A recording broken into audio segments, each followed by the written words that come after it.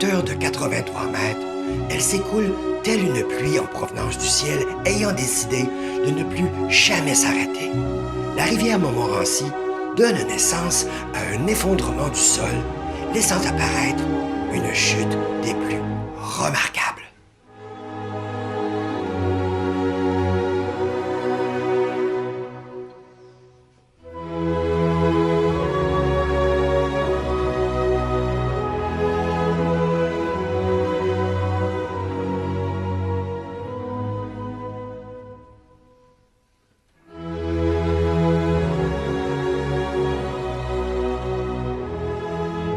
Le parc des Chutes est situé sur le point de rencontre de trois gigantesques régions physiographiques du Canada, soit le bouclier canadien, les basses-terres du Saint-Laurent et les Appalaches.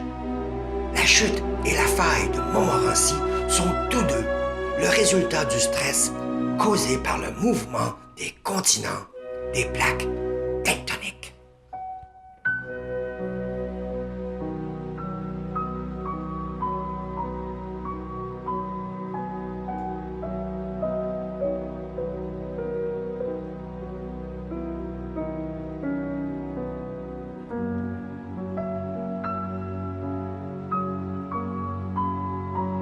Au bas de la chute, une jeune fillette, très jeune, peut-être même encore plus jeune, pleurait. Son père, surpris, la regarde, incrédule, puis, élevant les yeux vers le ciel, enfin, il saisit. Elle ne pleurait pas, elle était heureuse. Des amas de couleurs, catapultés, martelaient ses yeux. Une fine brume d'eau, transportée par des vents indisciplinés, allait et venait sur ses joues, froides. Le tohu-bohu de la chute, très lourd, transperçait son corps entier, la faisant trembler à l'unisson. Un arc-en-ciel à la base du monstre donnait des couleurs magistrales. Sa petite main, pointant vers le ciel, semblait chanter « Regarde, papa, regarde comme c'est beau », disait-elle, sautillante. Peut-on pleurer de bonheur? Je ne crois pas. Enfin, peut-être.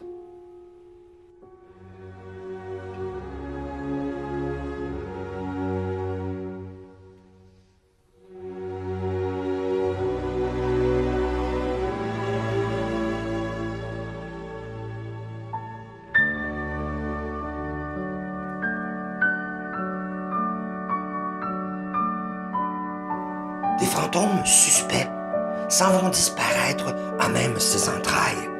On ne les reverra jamais.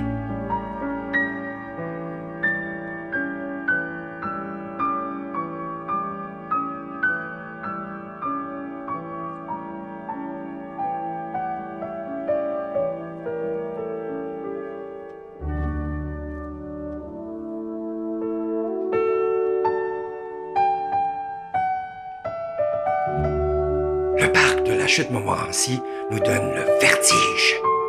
Il est fabuleux, l'apogée d'un ensemble parfait, regroupant une gigantesque chute, mais aussi le si majestueux fleuve Saint-Laurent, un pont historique, l'île d'Orléans aux pommes plus rouges qu'un automne glacial, ainsi qu'un manoir de grande réputation.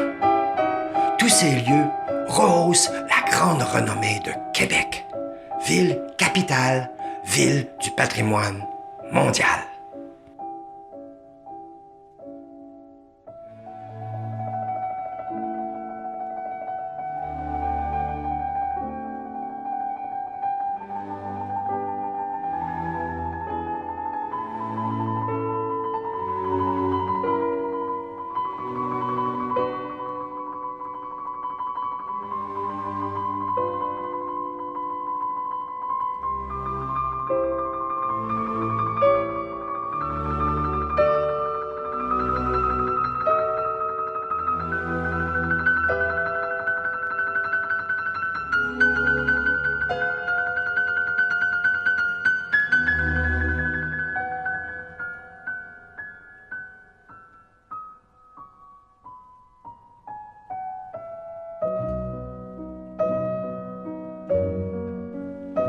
les plus courageux ou les inconscients, il est possible d'atteindre le sommet de la chute en utilisant les quelques 487 marches disponibles sur le flanc rocheux. Elles permettent l'accès supérieur de la chute. Cœur fragile, y penser à 2 fois.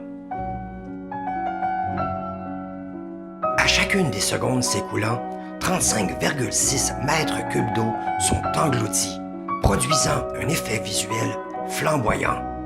Lors de sa descente, la chute absorbe une grande quantité d'air, la faisant se gonfler et blanchir, démontrant du fait toute sa démesure.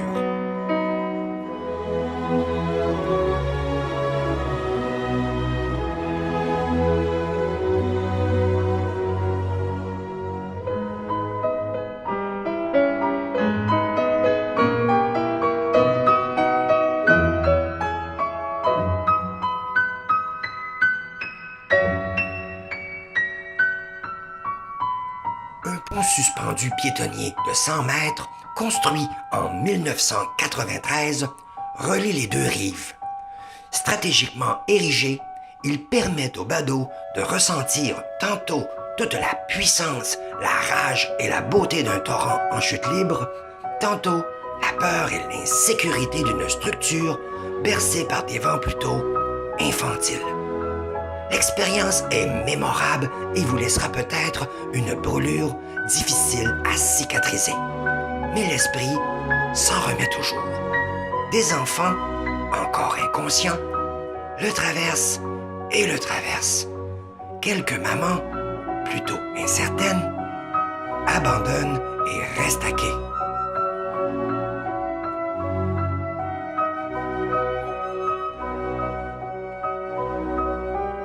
Touristique indéniable de la région de Québec, Montmorency sait aussi faire de la magie.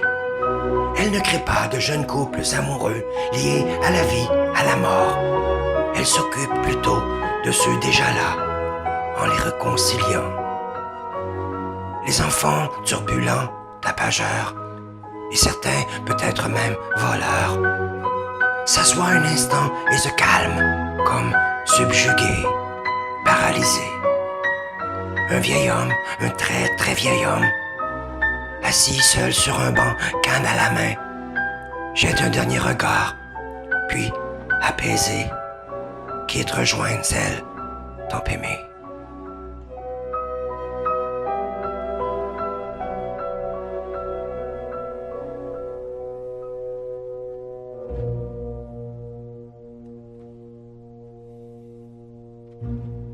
Lorsque les premières lueurs du soleil commencent à mourir, tard, très tard, Montmorency brûle ses dernières cartouches en direction d'un fleuve long et paisible.